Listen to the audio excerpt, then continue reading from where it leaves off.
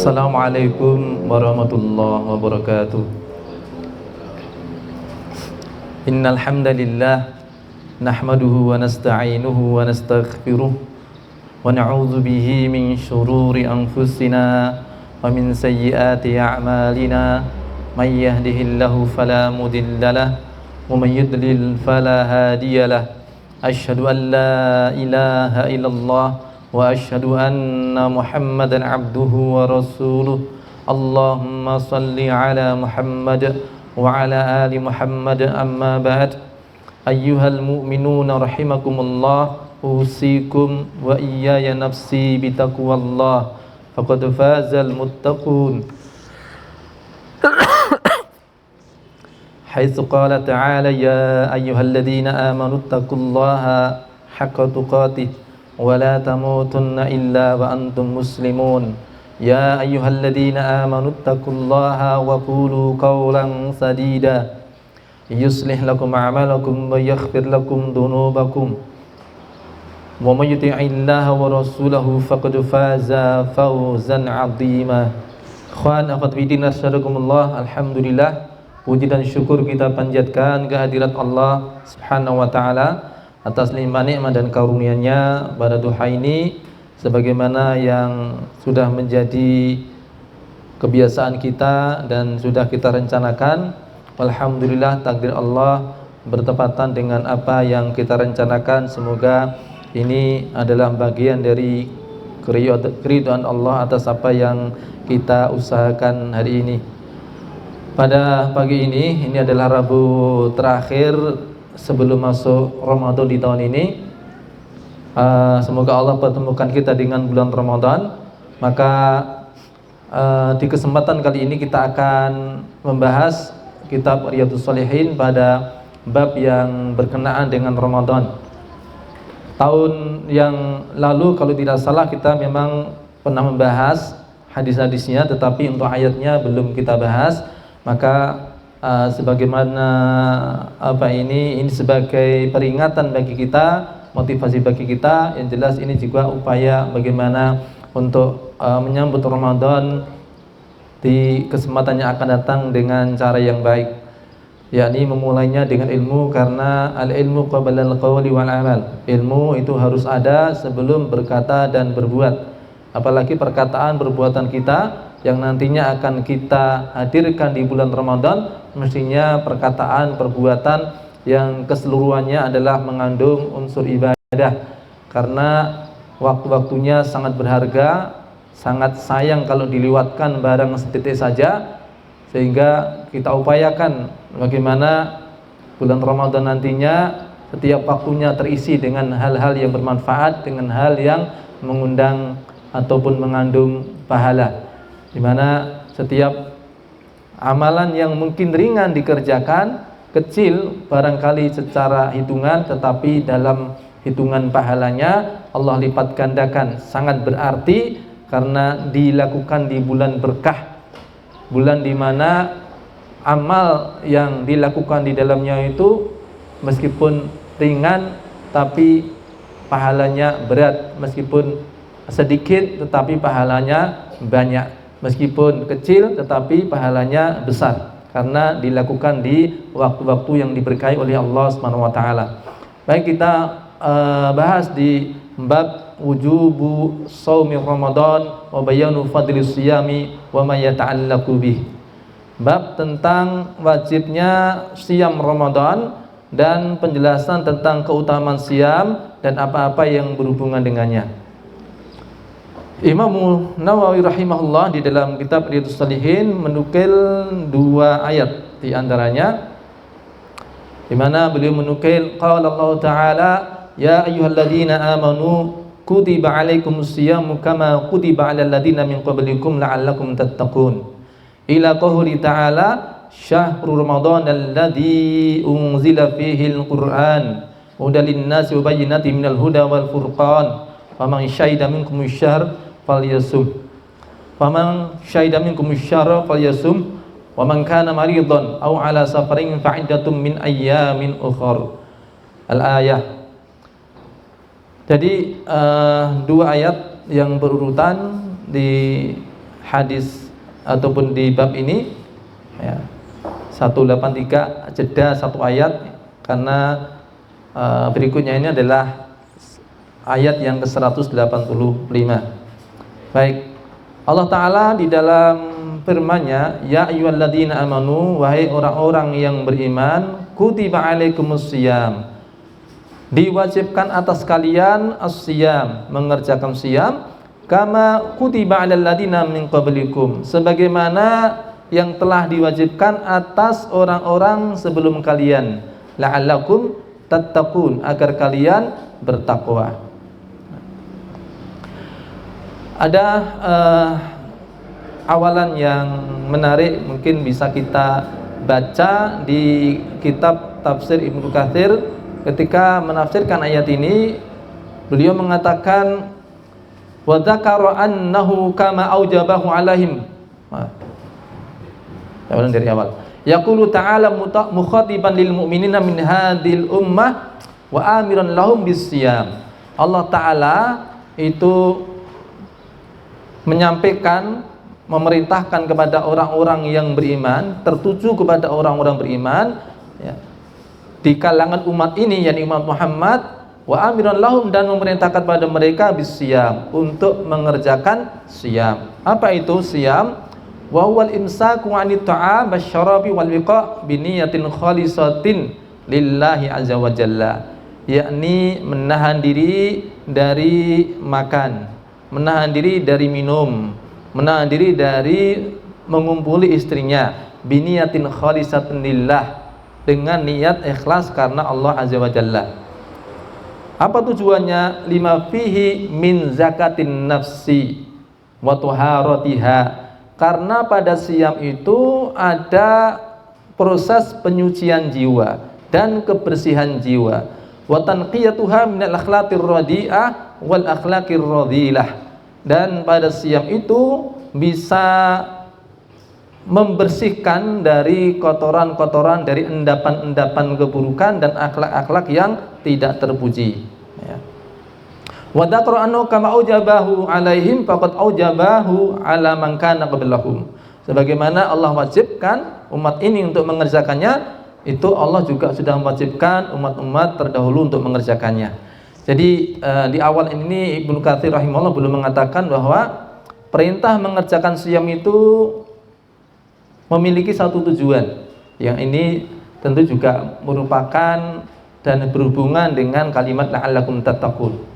Pada siyam itu terdapat zakatun nafas ya. Ada proses penyucian jiwa ya. Ada proses pengendalian terhadap hawa nafsu yang bisa menjadikan jiwa itu menjadi bersih ya. Proses tazkiyatun nafas tidak bisa dihilangkan dari siyam, karena kalau disebut tazkiyatun nafas, membersihkan, itu ada dua caranya. Pertama adalah dengan apa yang disebut dengan takhaliyah, dan yang kedua adalah dengan tahalliyah. Takhaliyah adalah pengosongan dari unsur-unsur yang buruk ya, baik perkataan maupun perbuatan, baik yang bersifat zahir maupun yang bersifat batin, bahkan juga dari hal-hal yang sifatnya materi ya.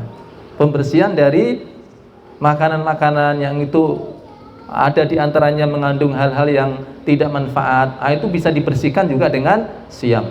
Makanya di bab ini pula Ibnu Katsir beliau juga mengatakan li'annas shauma fihi tazkiyatul lil badan, karena pada siyam itu di dalamnya juga ada tazkiyah lil badan, itu ada penyucian terhadap fisik, penyucian terhadap badan.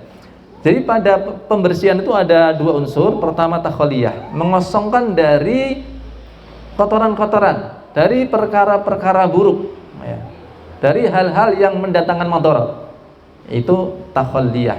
Yang kedua ada tahalliyah. Tahalliyah itu adalah menyandangkan unsur-unsur yang bermanfaat, perkara-perkara yang berfaedah, dan hal-hal yang mendatangkan maslahat ya. Jadi proses tazkiyatun nafas itu ada dua unsur itu, ada pengosongan dan ada pengisian. Pengosongan dari segala hal yang buruk, pengisian atau menyandangkan perkara-perkara kebaikan. Dan pada siam itu mengandung itu semua. Ya. Pada siam Ramadan mengandung dua unsur itu. Ya. Dimana bahkan kalau bisa dikatakan ini merupakan puncaknya pengosongan dari perkara-perkara keburukan. Ya. Makanya juga kenapa di akhir ayat ini ada kalimat la'allakum tattaqun, agar kalian bertakwa. Karena kalau kita pahami takwa itu sebagai bentuk melaksanakan perintah Allah dan menjauhi larangan Allah, maka pada siam itu adalah puncaknya. Ya, melaksanakan perintah Allah, menjauhi larangan Allah. Dalam hal melaksanakan perintah Allah, ya, atau mungkin kita kita balik dulu dalam hal menjauhi larangan Allah, karena intinya adalah pengosongan, ya, berarti membersihkan diri dari perkara-perkara maksiat dan dosa. Pada siam itu dia ada larangan dari melakukan sesuatu yang sesuatu itu di hari-hari biasa merupakan perkara yang halal, ya. Nah, kalau untuk meninggalkan hal-hal yang secara asal halal saja mampu, maka untuk meninggalkan hal-hal yang secara asalnya haram itu lebih mudah. Di hari-hari biasa seperti ini kita dilarang minum khamr, ya. Kita dilarang makan sate babi atau babi guling, ya, atau hal-hal yang haram lainnya. Tapi ketika kita sedang menjalankan siam, kita bukan saja dilarang makan babi guling, kita juga dilarang makan kambing guling, gitu. Kambing guling aja bisa ditahan untuk kita tidak makan, apalagi babi guling, ya. Lebih mudah. Jadi kita sudah melakukan puncaknya, ya. Ketika kita menahan diri dari makan dan minum, ya. Apalagi itu bukan perkara yang mudah. Bukan perkara yang mudah kita meninggalkan itu. Apalagi bagi kita orang Indonesia ini yang satu hari makan berapa kali? Satu hari makan 3 kali, ya. Tapi itu makan nasinya, ya. Kalau belum makan nasi belum dianggap makan, ya. Walaupun pagi hari sudah makan kentang, makan jagung, makan pohung, ya, gorengan. Itu kalau ditanya udah sarapan belum? Belum, karena belum makan nasi, ya. Dan itu tiga kali sehari itu makan besarnya, ngemilnya itu ya bisa dibilang tiap menit ngemil. Tapi tiba-tiba di bulan Ramadan itu dilarang untuk mengkonsumsinya, dilarang untuk makan. Dan itu mampu. Apalagi untuk hal-hal yang secara asal haram, maka lebih mudah lagi. Ini dari sisi bagaimana siam itu betul-betul bisa mengendalikan nafsu kita, bagaimana itu juga bisa membersihkan diri kita dari perkara-perkara keburukan, ya. Karena kita telah mengambil batas atas program yang Allah telah canangkan, ya. Sesuatu itu di tempat yang halal, ya. Bukan di tempat yang batas antara halal dan haram, ya. Ini cara bagaimana kita menjaga warok kita, ya. Kalau ketika Nabi bersabda innal halala bayyinun wa innal harama bayyinun wa bainahuma umurul mustabihat. Yang halal jelas, yang haram jelas.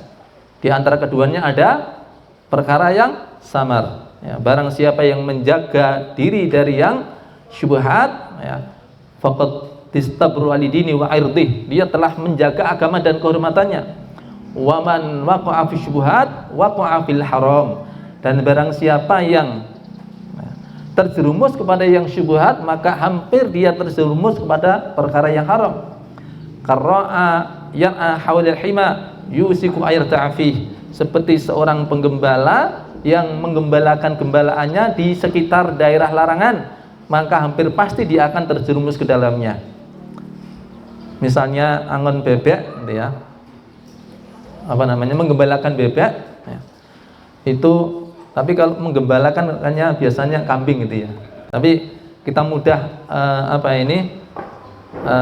katakanlah misalkan bebek, ya. Ada satu petak yang sudah dipanen, kemudian di sampingnya itu masih wujudnya padi seger-segernya. Ya. Kalau seseorang itu menggembalakan bebeknya itu di tempat yang sudah dipanen tadi, yang paling dekat dengan padi yang masih seger-segernya itu, maka hampir-hampir dia akan terjerumus. Bagaimana nggak terjerumus ke situ? Dia lihat yang enak-enak, gitu ya. Nah, makanya kalau seseorang membuat batasannya itu lebih jauh dari itu, maka dia makin aman. Nah, begitu pada bulan Ramadan kita diajari, bahkan kita meninggalkan apa-apa yang secara asal itu halal. Tapi karena kita lagi siam, di waktu itu kita harus menjauhinya. Tidak hanya kita meninggalkan minuman khamr, ya, kalau pada bulan Ramadan, tapi kita juga bahkan harus meninggalkan es teh hangat, ya, beras kencur. Belum datang ya beras kencur ya. Ya, beras kencur juga tidak boleh, ya. Padahal namanya teh itu di antara kita itu ada yang bahkan tiap hari kalau belum ngeteh itu rasanya belum minum, ya. Kalau belum minum teh rasanya dehidrasi, gitu ya. Ada yang kurang. Nah, tapi di ketika siam harus meninggalkannya. Nah, ini yang masya Allah. Kata orang-orang umur dawa ya, baru disebut namanya datang ya. Yang bawa beras kencur.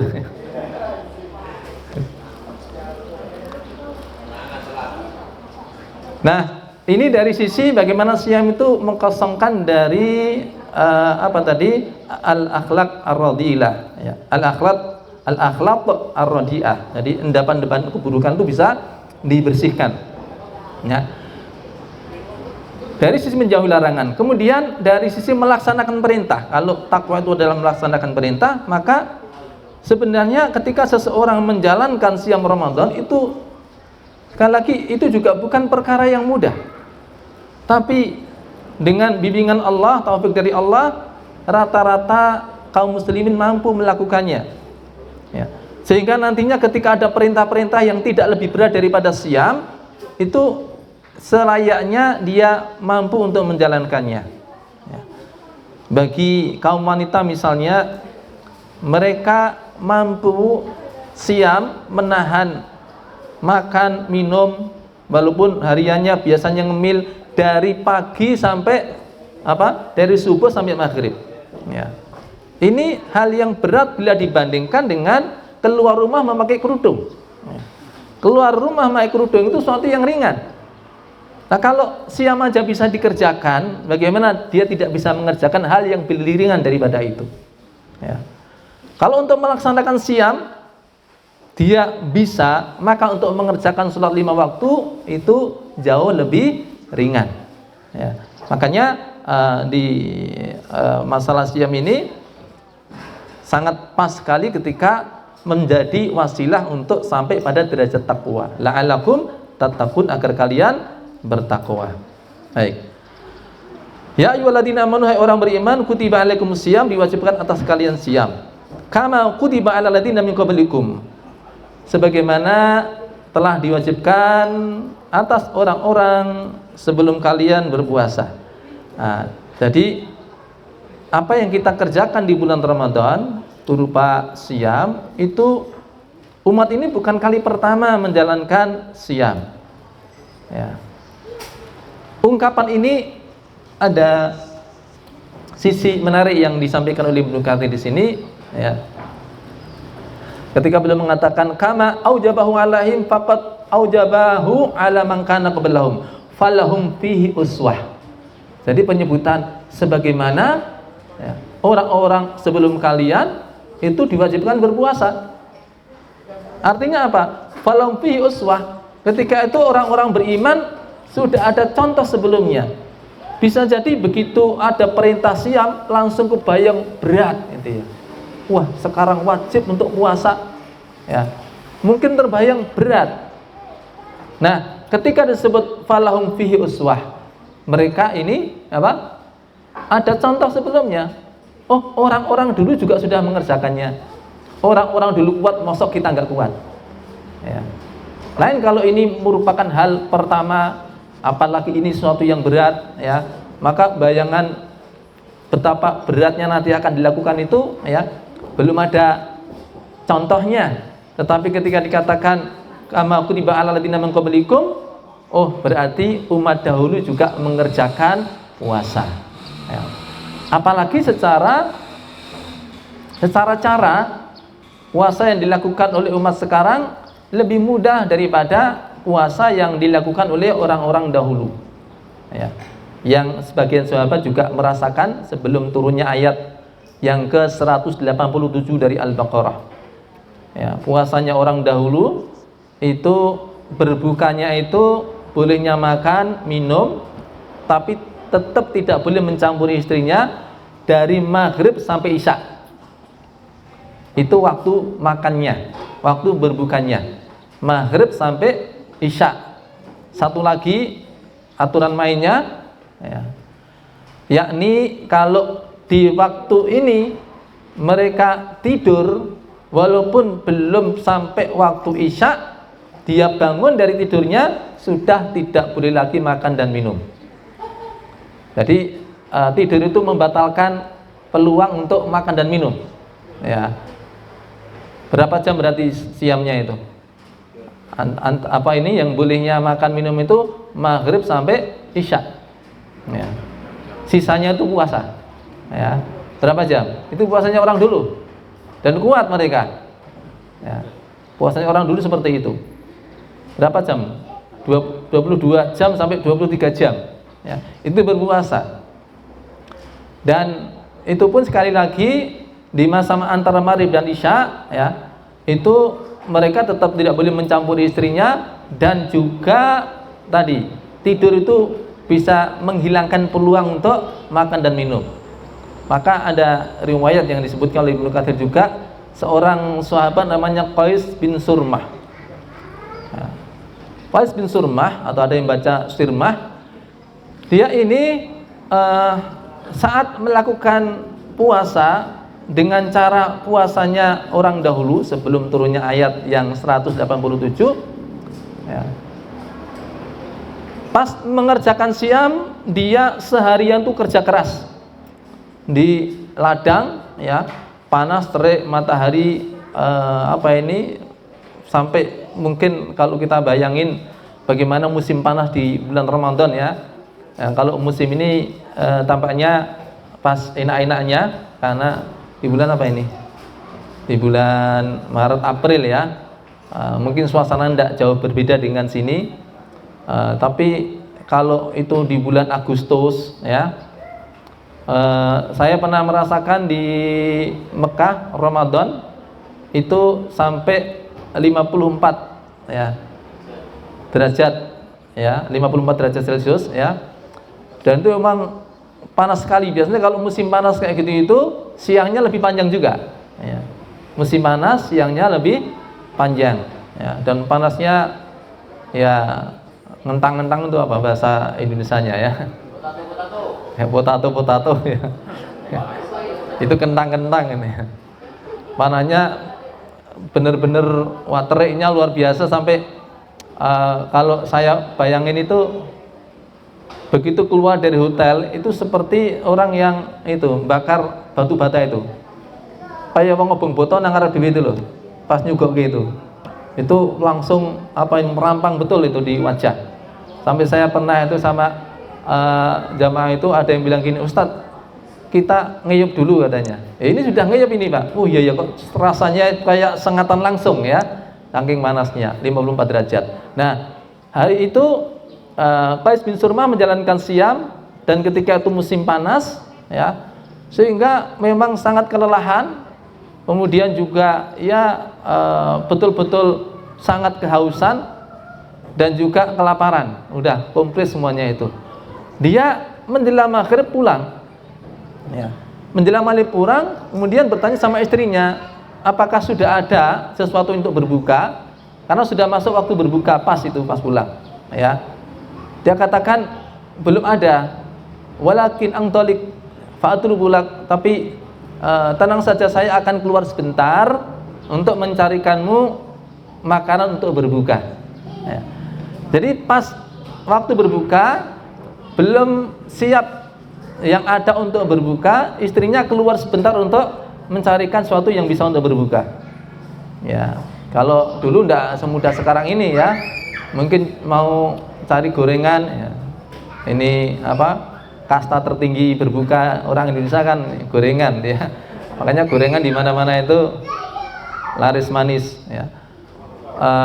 Mungkin juga kalau orang sekarang kan di samping nyari gorengan, nyari es kelapa muda atau apa ya. Kalau dulu ya nyarinya kurma sama air. Yang jelas untuk berbuka dia masih nunggu istrinya nyari ya. Nah, karena saking lelahnya dan lelah juga lapar tapi juga ngantuk ya. Jadi lelah itu, jadi ngantuk itu bisa karena dua hal ya.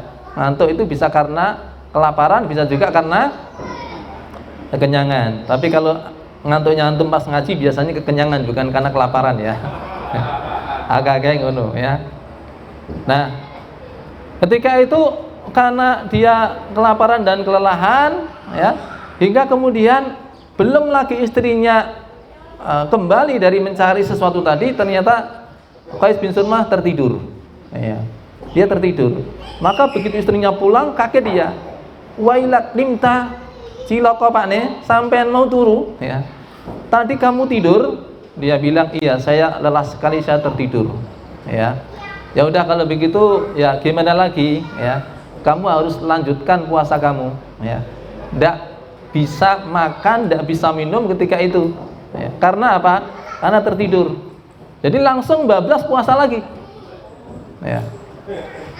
Nah, pagi harinya lagi sampai siang hari itu dia kerja keras lagi dan harus berhadapan dengan teriknya matahari siang hari pada saat kerja, hingga kemudian falama intasafan nahar husya alaihi, saat siang hari Qais bin Surmah ini ya tepar juga, jatuh pingsan ya. Nah, hal ini ketika kemudian sampai kepada Rasulullah, tak lama kemudian turun ayat ya, surah Al-Baqarah ayat 187 yang kemudian apa? Puasa itu seperti yang kita kerjakan sekarang ini. Nah, ini sudah lebih mudah ya dari yang dilakukan oleh orang-orang sebelum kalian. Nah, pensyariatan siyam atau puasa itu khawarsadakumullah, dahulunya itu dikerjakan setiap bulan 3 hari, 3 hari setiap bulan ya. Kemudian ditambah lagi ketika Asyura dalam riwayat yang lain, jadi tanggal 10 Muharram ya. Jadi 3 hari tiap bulan sama 10 tanggal 10 di bulan Muharram ya. Kemudian dengan turutnya ayat ya syahrul Ramadan, maka kemudian mansukh ya, hukum itu diganti dengan 1 bulan lamanya. Adapun untuk 3 hari di tiap bulan dan 1 hari atau kemudian juga di hampir akhir ayat, di akhir ayat Rasulullah menyebutkan tentang bolehnya atau anjuran siam 1 hari sebelum Asyura yakni Tasu'a ya. Itu boleh dikerjakan, boleh tidak, atau sifatnya adalah sunnah ya. Yang sebelumnya adalah wajib. Nah, semua yang dilakukan itu ya, pensyariatan siam itu tetap tidaklah berkurang kualitasnya meskipun dari sisi jam dan waktunya itu berkurang ya. Tapi kualitas tidak berkurang, tetap bisa menjadi wasilah untuk sampai kepada taqwa, la'allakum tattaqun. Nah, ada hikmah juga penyebutan yang Allah sebut kama kutiba 'alal ladzina min qablikum, di mana Ibnu Katsir mengatakan wal yastahid haula'i fi adai hadil fardha akmalu mimma fa'alahu ulaik ya. Dan penyebutan orang dulu juga sudah diwajibkan berpuasa ini supaya orang-orang beriman lebih bersungguh-sungguh untuk menunaikan hal yang fardu ya, yakni berupa siam, yang mengerjakannya bisa sesempurna mungkin ya, bahkan lebih sempurna dari apa yang dikerjakan oleh orang-orang sebelum mereka ya. Makanya ketika Allah menyebutkan likulli ja'alna minkum syir'atan wa minhaja. Pada setiap umat itu ada syariat, ada manhaj, ya. Di masa Nabi Ibrahim ada sendiri, Musa ada sendiri, Isa ada sendiri, kemudian di masa Muhammad SAW ada sendiri, ya. Ditutup dengan kalimat apa? Fastabiqul khairat, ya. Berlomba-lombalah kalian di dalam kebaikan. Ternyata berlomba itu tidak hanya dengan sezaman dengan kita. Kita ini umat Muhammad juga berlomba dengan umat-umat Nabi sebelum Rasulullah SAW, yakni dengan kalimat fastabiqul khairat. Bagaimana mengikuti aturan-aturan dari Allah, ya. Karena setiap Nabi itu memiliki istilahnya ada aturan dari Allah, syariat-syariatnya, ya. Itu berbeda-beda, ya. Maka dengan perbedaan itu bagaimana kita ini diasung oleh Allah, umat Muhammad ini melakukan upaya mengejar, upaya juga berlomba, ya. Bagaimana menjadi pemenang, ya, lebih baik lagi daripada bagaimana umat dahulu melaksanakan perintah Allah dan menjauhi larangan Allah Subhanahu wa taala. Hadirin yang dimuliakan Allah Subhanahu wa taala, kemudian ketika disebut kewajiban siam, kapan diperintahkannya siam dan berapa lama?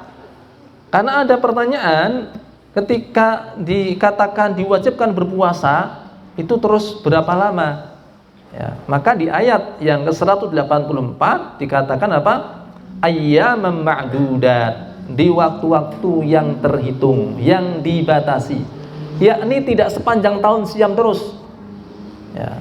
Karena kalau sepanjang tahun siam terus itu sesuatu yang berat, ya.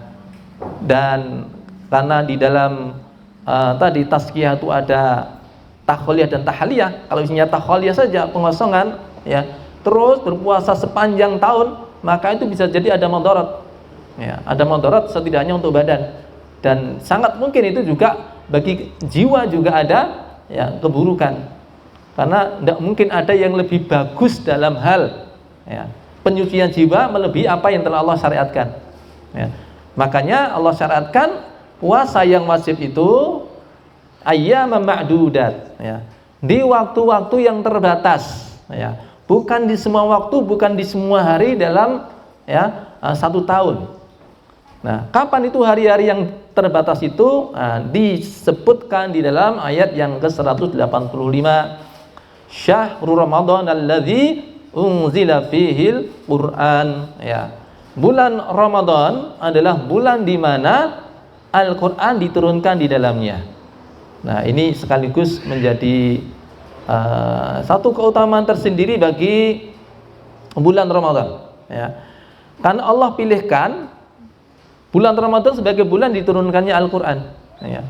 Makanya Ibnu Katsir rahimahullah, beliau memberikan pengantar tentang tafsiran dari surah Al-Baqarah 185, mengatakan yamdahu ta'ala syahrus siyami min baini sa'iri syuhur bi anna ikhtarahu min bainihinna li inzalil qur'anil azim fi wa kam ikhtasahu bidzalik, ya. Yamdahu ta'ala, Allah ta'ala memuji, ya, sahur siam, bulan siam di antara semua bulan-bulan yang ada, ya. Jadi Allah memberikan keistimewaan, ya, di mana Allah memilih bulan Ramadan, ya, di antara bulan-bulan yang ada Allah pilih bulan Ramadan bagi turunnya Al-Qur'anul Karim, ya. Sebagaimana Allah juga mengkhususkan keistimewaan bulan Ramadan, ya. Maka hadirin yang dimuliakan Allah SWT, Allah pilihkan sesuatu yang sangat-sangat istimewa, di waktu turunnya adalah waktu yang paling istimewa juga, yang sekaligus dengan turunnya, ya, Al-Quran itu menjadikan waktu di mana turunnya Al-Quran juga menjadi istimewa. Karena Allah kehendaki segala hal yang berhubungan dengan Al-Quran, maka dia menjadi istimewa, ya. Jibril alaihissalam, dia adalah malaikat yang paling mulia di antara semua malaikat-malaikat yang ada. Padahal kita Bisa membayangkan berapa jumlah malaikat yang ada? Berapa jumlah malaikat? Ada yang pernah menghitung?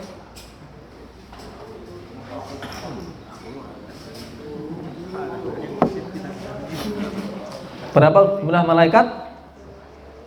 Wa ma ya'lamu junuda rabbika illa tidak ada yang mengetahui berapa jumlah tentaranya Allah di kalangan para malaikat selain Allah. Akan tetapi sebenarnya kita bisa membayangkan perkiraannya, ya. Dan kita bisa kemudian menera setidaknya ada bayangan seberapa sih jumlah para malaikat. Karena kalau kita tidak tahu sama sekali, ya dikiranya cuma sedikit, ya. Bahwa tidak ada yang tahu berapa jumlah persisnya, itu saking banyaknya. Kalau kita mau menghitung, ada sebenarnya variabel yang bisa diketahui, ya. Cuman masalahnya ada variabel yang tidak diketahui sehingga tidak bisa didapatkan hasil hitungannya. Variabel yang diketahui adalah bahwa di setiap hari ada 700.000 malaikat yang berkunjung ke Masjid Baitul Ma'mur di langit. Bukan di Solo Baru, ya. Solo Baru juga ada Baitul Ma'mur. Ini Baitul Ma'mur yang ada di langit. Setiap hari ada 700.000 malaikat yang masuk. Yang sudah keluar dari situ, dia tidak pernah masuk lagi selamanya. Dan setiap hari ada berapa tadi? 700.000 malaikat, ya. Berarti ya, kita bisa menghitung dalam 1 tahun saja berapa malaikat yang mengunjungi Baitul Ma'mur. 700.000 dikalikan, silakan dikalikan 360, ya. Itu kalau dalam 1 tahun. Nah, pertanyaannya, jumlah malaikat itu berarti, ya, sekurang-kurangnya adalah 700.000 dikalikan jumlah hari yang digelar Allah di dunia. Berapa hari Allah adakan hari-hari di dunia? Ini sudah hari keberapa? Padahal kita sering ini ada zaman zaman batu, zaman macam-macam, ya. Ada sebelum Masehi, ada Masehi aja, ya. Udah berapa? 2023 2024, ya. Itu Masehi, sebelum Masehi, ya. Belum zaman batu, ya. Udah berapa hari berarti? Nah, itu kita nggak ngerti. Plus tambah lagi jumlah hari antara hari ini sampai nanti hari kiamat, masih berapa hari lagi? Itu yang kita juga tidak tahu. Makanya kita tidak bisa menghitung berapa persisnya jumlah malaikat, ya. Sekian banyak malaikat yang ada itu, ada malaikat yang paling istimewa, paling mulia, yakni Jibril alaihissalam. Dengan sebab apa? Jibril menjadi malaikat yang paling mulia, paling utama di antara semua malaikat yang ada, karena beliaulah yang membawakan wahyu Al-Quranul Karim, sehingga menjadi malaikat yang paling mulia di antara semua malaikat yang ada. Kemudian Al-Quran diturunkan kepada Jibril alaihissalam, ya. Dari Jibril alaihissalam kepada siapa? Kepada Rasulullah sallallahu alaihi wasallam, sehingga beliau menjadi manusia yang paling mulia di antara semua manusia yang ada. Dari sejak Nabi Adam alaihissalam sampai nanti manusia yang terakhir kali lahir dan terakhir kali wafat. Berapa jumlah manusia? Hari ini ada berapa orang? Ya. Kemudian sebelum kita lahir ada berapa? Sejak Nabi Adam sampai sekarang ada berapa orang? Dan ada berapa orang lagi yang nantinya akan lahir, ya, setelah kita? Ya, kita juga tidak ngerti berapa jumlah persisnya manusia. Dari sekian banyaknya manusia, maka yang paling mulia di antara mereka adalah Rasulullah sallallahu alaihi wasallam, karena Al-Qur'an diturunkan kepada beliau. Nah, Allah pilihkan Al-Qur'an turun, ya, itu juga di waktu yang istimewa, dan waktu itu juga menjadi waktu yang istimewa karena waktu itulah Allah turunkan Al-Quran di dalamnya, ya. Kapan itu? Di bulan apa? Bulan Ramadan. Dalilnya apa? Syahrul Ramadan alladzi unzila fihi al-Qur'an. Ya. Bulan Ramadan adalah bulan di mana Al-Qur'an diturunkan di dalamnya. Maka Ramadan menjadi bulan yang paling mulia di antara semua bulan yang ada. Berapa jumlah bulan di dalam satu tahun? 12. Apa dalilnya? Jawabannya kudu ono dalile, Mas. Tanggalan ini ya, kalender ya. Pokoknya dalil ya dalil Quran, hadis ya. Apa dalilnya? Inna iddatash syuhuri 'indallahi 12 syahran fi kitabillah. Sesungguhnya bilangan bulan-bulan dalam satu tahun di sisi Allah ada 12 bulan di dalam kitabullah. Jadi disebutkan apa? Ada 12 bulan ya. Sebagaimana juga dalam hadis disebutkan as-sanatu isna asyara syahron. Di dalam satu tahun ada 12 bulan. Dari 12 bulan yang ada itu yang paling mulia adalah bulan Ramadan. Kenapa? Ramadan menjadi bulan di mana Al-Quran diturunkan di dalamnya, sehingga dia menjadi bulan yang paling utama di antara bulan-bulan yang ada. Nah, Allah pilih lagi dari bulan Ramadan tersebut ada momen khusus ya, di malam khusus di mana Al-Quran diturunkan. Kapan itu? Lailatul Qadar. Karena Lailatul Qadar itu menjadi bulan diturunkannya Al-Quran, maka ia menjadi malam yang paling utama. Atau dengan perkataan lain ya, bahwa Lailatul Qadar itu menjadi malam yang paling utama di antara semua malam yang ada, disebabkan dengan apa? Turunnya Al-Quran di dalamnya. Mana dalilnya? Mana dalilnya Al-Quran diturunkan di Lailatul Qadar? Itu dua dalile ya. Maksudnya harus ngerti dalilnya. Apa dalilnya? Bayangke sing angel-angel gampang sampeyan sapal ya. Inna anzalnahu fi Lailatul Qadar. Takoni dalil ngono mesti angel ya. Padahal wis apal ya. Nek pas kanggo ilmune kadang-kadang malah lali ya. Pas ra kanggo galingan atau tidak pas waktunya galingan. Kayak ketokan kuku ya. Nek pas ra dinggo ngene apa? Kaya ngendi-endi ana ketokan kuku ini pas ra dinggo ya. Nang ndi-ndi ra ono ya. Nah, ataupun juga ayat yang berbunyi inna anzalnahu fi lailatin mubarakah. Sesungguhnya kami turunkan Al-Quran di malam yang diberkahi ya. Karena keberkahannya sampai-sampai nilainya sebagaimana apa? Malam 1000 bulan ya. Artinya amal yang dikerjakan di dalamnya itu setara dengan apa? Dikerjakan selama 1000 bulan atau sekira berapa? 84 tahun ya.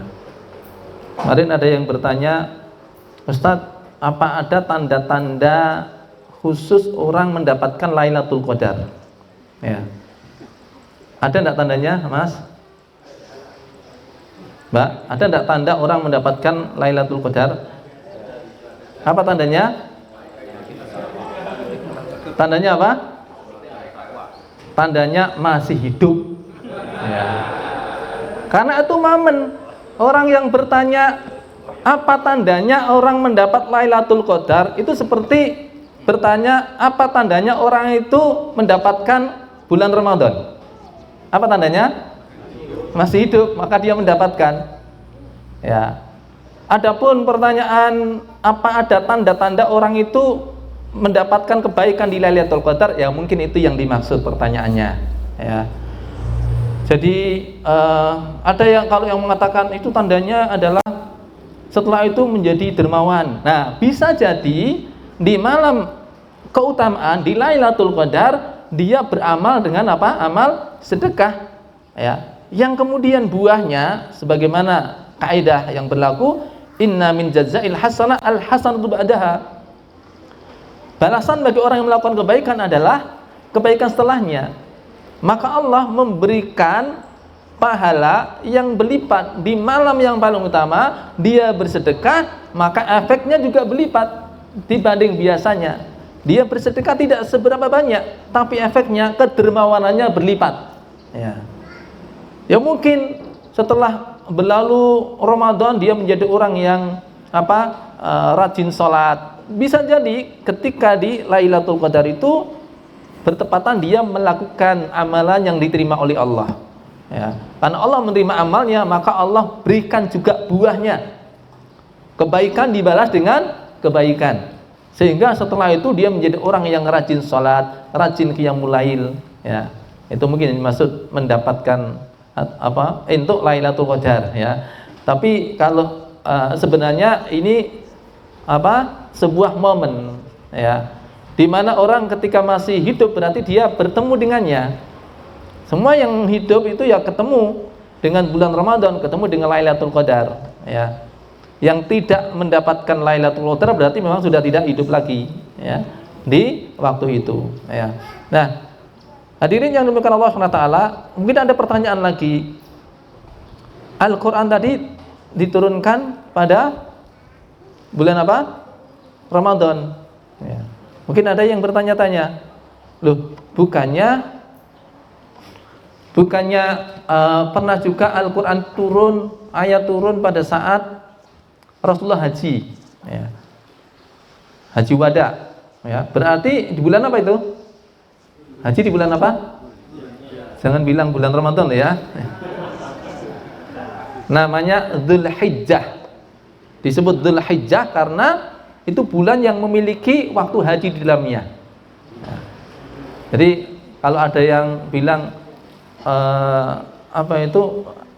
biar agak longgar, biar enggak berdesak-desakan, itu gimana kalau hajinya diselenggarakan juga di bulan-bulan yang lain juga, itu nanti jadi enggak ada Dzulhijjah semua atau semua menjadi Dzulhijjah.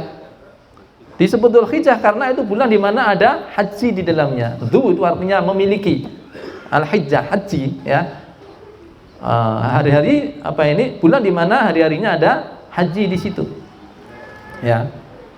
Nah,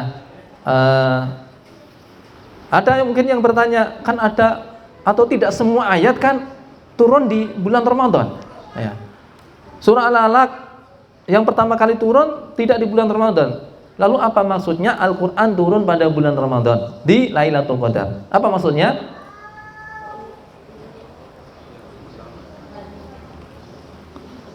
Apa maksudnya?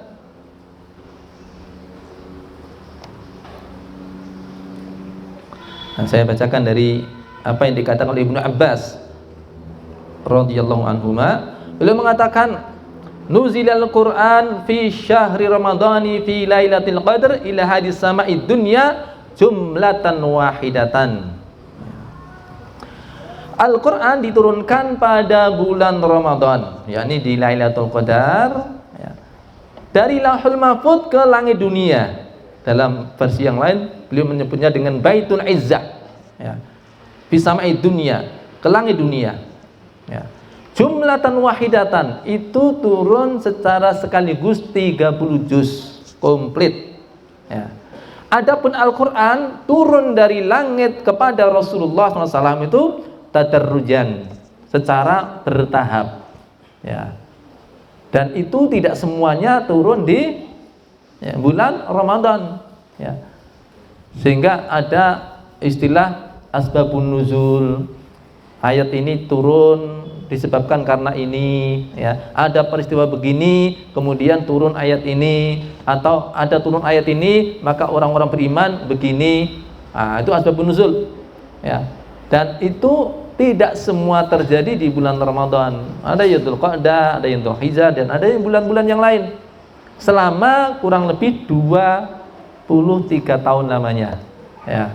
Jadi kalau ada yang bertanya, atau mungkin di antara kita masih bingung, Al-Quran diturunkan pada bulan Ramadan, di Lailatul Qadar maksudnya apa? Yakni diturunkannya Al-Quran dari Lauhul Mahfuz ke Baitul Izzah, ke langit dunia, secara sekaligus 30 juz komplit.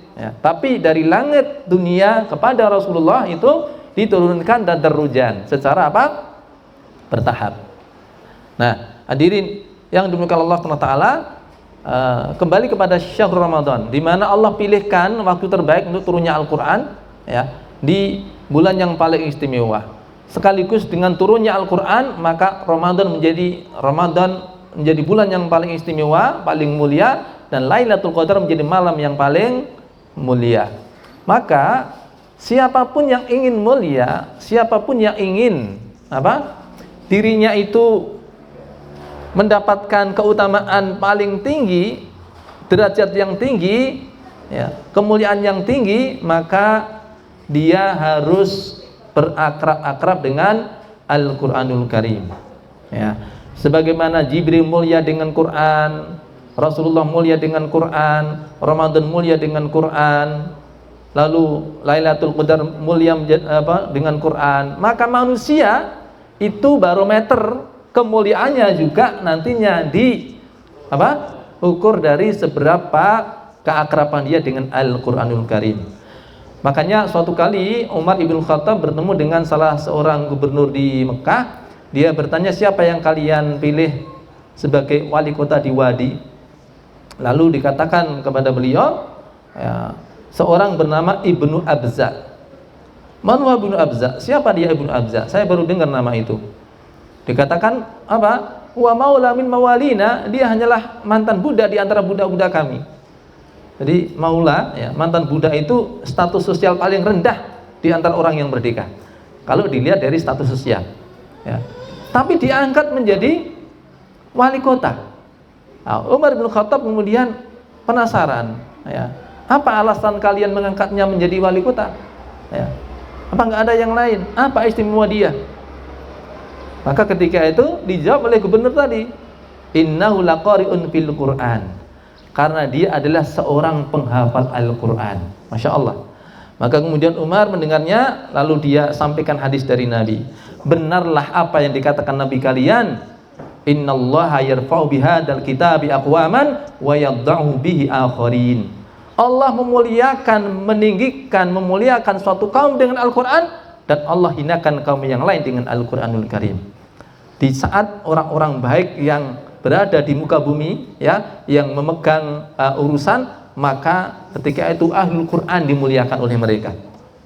Ya. Ini zaman dulu. Ukurannya apa? Barometernya apa? Variabel paling penting apa? Kenapa kok diangkat jadi wali kota? Dia seorang penghafal Quran. Sekarang ada enggak itu jadi variabel? Ya, untuk mengangkat menjadi wali kota. Ya. Bahkan sampai presiden pun tidak ada variabel itu, ya. Coba bayangkan misalnya, ya, ini mengandai di negeri Konoha aja, ya. Paling enggak itu ada variabel untuk dipilih itu, ya, kelas RT paling enggak hafal juz amma misalnya, ya. Syarat jadi RT hafal 1 juz, ya. Kemudian syarat jadi RW hafal 5 juz, ya. Syarat jadi lurah hafal 10 juz, syarat jadi camat hafal 15 juz, ya. Syarat jadi bupati hafal habis berapa tadi? Habis 15, ya. Berarti hafal 20 juz, ya. Jadi gubernur hafal 25 juz. Jadi presiden hafal 30 juz. Jadi ngimpi ora iki. Ngimpi apa ora, ya. Tapi siapa tahu nanti begitu, ya. Maka dimulai dari RT dulu lah, ya. Ini yang jadi RT, ya, hafalkan juz amma. Juz 30 hafal. Nanti kalau mau naik jadi RW, ya, 5 juz. Masya Allah, alangkah indahnya, ya. Kalau negeri itu dipimpin atau diangkat pemimpin itu diantaranya variabelnya, ya. Toh juga sudah banyak, ya, yang punya variabel itu, ya, tinggal nanti dipilih yang punya skill yang lain, ya. Tapi ada pilihannya, ya, ada pilihannya. Yang hafal sekian juz itu, misalnya yang jadi mau pengangkatan RT yang hafal juz amma banyak, ada pilihan-pilihan yang lain, skill-skill yang lain, ya, yang dibutuhkan sebagai seorang pemimpin, ya. Ada skill untuk menjadi leader dan sebagainya, ya. Yang jelas ini kenapa mereka memilih Ibnu Abza, ya. Ibnu Abza sebagai pemimpin menjadi wali kota, alasannya apa? Simpel, karena dia adalah seorang penghafal Quran. Ya. Nah, hadirin yang dimuliakan Allah SWT, kemuliaan seseorang itu adalah dengan Al-Quran, ya, sehingga apa yang Nabi katakan tadi, bahwa Allah mengangkat derajat suatu kaum dengan Al-Quran dan Allah menghinakan yang lain dengan Al-Quran pula. Ya, bahkan betapa Allah angkat derajat Ahlul Quran itu sampai-sampai Allah menjadikannya sebagai bagian dari keluarganya di dunia. Ya. Jadi kalau ada orang yang berbangga menjadi bagian keluarga dari artis terkenal, bangga menjadi bagian dari keluarga pengusaha kaya raya, bangga menjadi bagian keluarganya Paman Usman misalnya, ya, atau bangga menjadi bagian dari keluarga pejabat. Sesungguhnya ada yang lebih bergengsi dari itu semua, yakni ketika seseorang menjadi bagian dari keluarganya Allah. Siapa mereka? Ahlul Quran hum ahlullah wa khassatuh. Ahlul Quran, mereka adalah ahlullah, keluarganya Allah, wa khassatuh, dan orang-orang istimewanya. Ya. Orang-orang istimewa itu yakni orang-orang yang diprioritaskan, diistimewakan. Bahasa kekinian mungkin orang dalam lah, ya. Menjadi orang dalamnya Allah. Ya. Kalau punya orang dalam kan lancar urusan tuh, ya. Punya orang dalam bisa paman, bisa ini, ya orang dalam. Nah, orang dalamnya Allah itu siapa? Ahlul Quran. Kita punya urusan birokrasi, ya, dunia akhirat. Kalau kita ingin dimudahkan urusan dunia kita, urusan akhirat kita, maka ya jadilah Ahlul Quran, orang dalamnya Allah. Kalau belum bisa, dekat-dekatlah dengan Ahlullah wa khassatuh, dengan keluarganya Allah dan orang-orang istimewanya. Hadirin yang dimuliakan Allah SWT, ini sisi kemuliaan Ramadan, ya, karena ia terkait dengan Al-Quranul Karim. Kemudian juga sisi keistimewaan Ramadan, di mana disebutkan di sini syahrul Ramadan, ya, ia juga telah Allah kondisikan bahwa suasana Ramadan itu berbeda dengan suasana di waktu-waktu yang lain, di hari-hari yang lain. Ya, mungkin perbedaan tidak terletak pada kalau pas di hari lain hujan, Ramadan tidak hujan, atau dan sebaliknya. Bukan itu, memang bukan di suasana itunya, tapi di suasana hati yang bisa dirasakan oleh orang-orang yang punya hati, ya. Karena tidak semua orang punya hati ternyata, ya. Maka Allah menyebutkan liman lahu qalbun, bagi orang yang punya hati, ya. Karena tidak semua orang punya hati, artinya tidak semua orang itu hatinya bermanfaat, gitu, ya.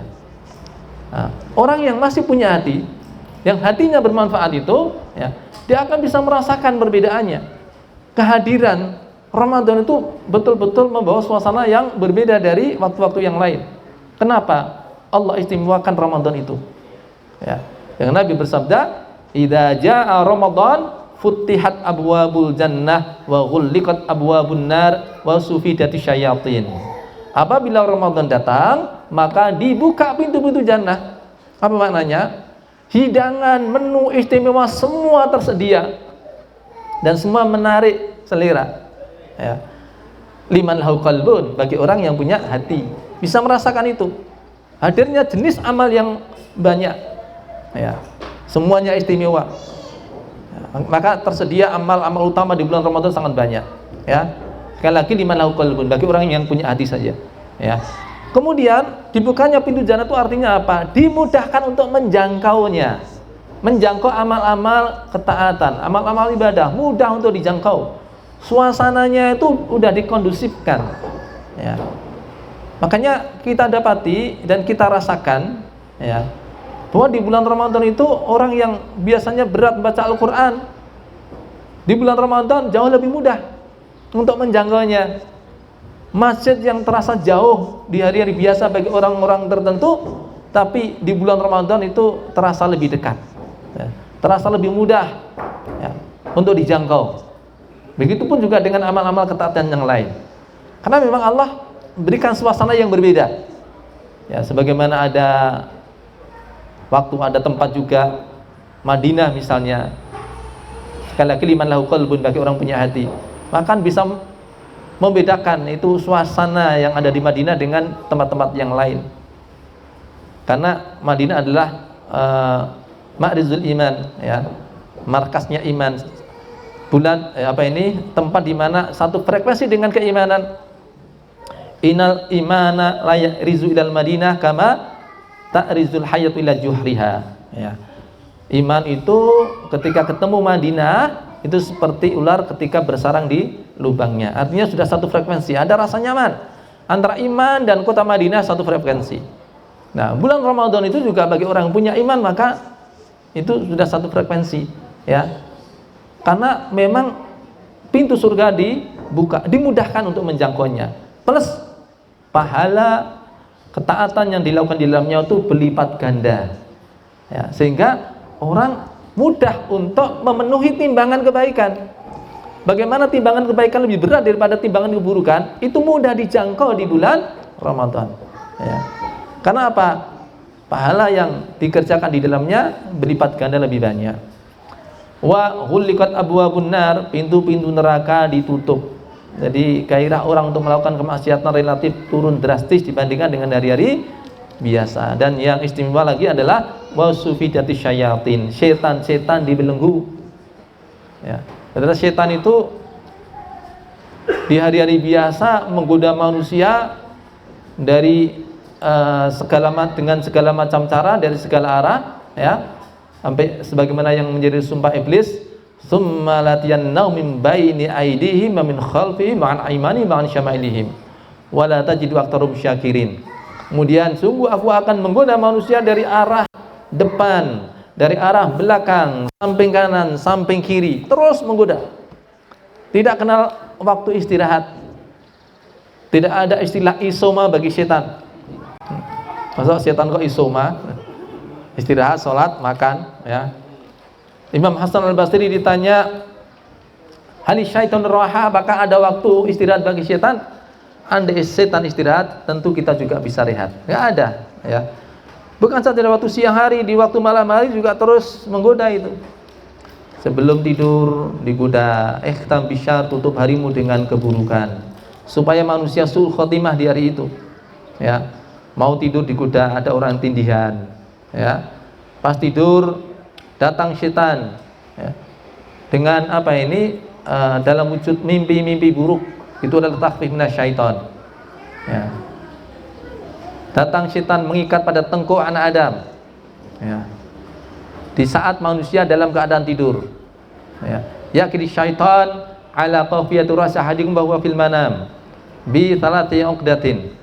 Setan itu datang, ya, kepada anak Adam di waktu tidur, mengikat dengan 3 ikatan.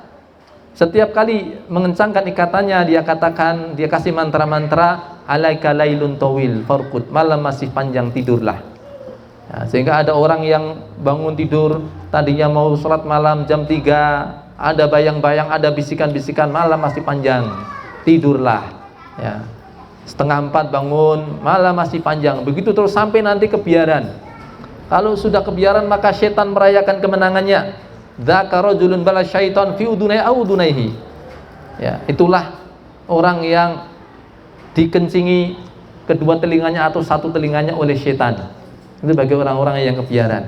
Merayakan kemenangannya begitu. Bahkan setiap pagi itu iblis juga mengumpulkan bala tentaranya di kalangan setan jin. Idza asbaha batha iblis junudah. Apabila datang pagi hari, maka setan iblis itu melakukan briefing pagi. Dia kumpulkan semua pasukannya. Faqala, lalu dia katakan, dia bikin sayembara. Man adalla musliman al-bastutat, siapa yang berhasil menyesatkan seorang muslim, maka akan aku berikan mahkota di kepalanya. Maka setan-setan bergentayangan mencari mangsa, membidik target-targetnya. Maka sebentar kemudian sudah berdatangan orang setan yang melaporkan kepada iblis akan hasil godaannya, ya. Sampai ada setan datang dan mengatakan, lam azal bi fulan hatta talaqa imra'atahu. Saya terus menggoda si fulan sampai dia menceraikan istrinya. Yang lain lagi datang dan mengatakan, lam azal bi fulan hatta zaniya. Saya terus menggoda si fulan sampai dia berzina. Maka dia bilang, anta, kamu hebat, kamu layak mendapatkan mahkota. Itu godaan setan begitu rupa. Di bulan Ramadan itu dibelenggu oleh Allah. Maka ini pertolongan yang luar biasa. Tinggal bagaimana kita kemudian berhadapan dengan hawa nafsu kita sendiri, ya. Tidak bisa lagi alasan, kenapa kamu maksiat begini? Saya digoda oleh setan. Setan ngendi gitu ya. Setan dibelenggu, ya, kecuali setan manusia, ya. Wallahu a'lam bishawab. Ini yang bisa disampaikan. Akhirul kalam. Assalamualaikum warahmatullahi wabarakatuh.